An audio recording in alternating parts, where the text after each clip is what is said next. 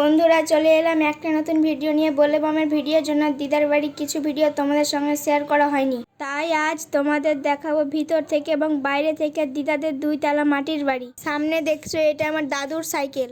এখানে নতুন করে গরু রাখার ঘর করা হচ্ছে। কিছুক্ষণের মধ্যেই হাঁসগুলো সব পুকুর থেকে চলে এলো। বাইরে এখানে ঘুমাই এবং আমরা ঘরগুলো তো দেখাবো, কিন্তু তার আগে তোমাদের ঠাকুর ঘরটা দেখাই। বন্ধুরা দেখছো এই হলো ঠাকুর ঘর। এই যে দেখছো এখানে দিদাদের বাড়ি তৈরি হচ্ছে। বন্ধুরা এটা হলো প্রথম ঘর। এখান থেকে আমরা এখন সামনের ঘর যাচ্ছি, তো তোমরা দেখতেই পাচ্ছ ভিতর থেকে এরকম দেখতে।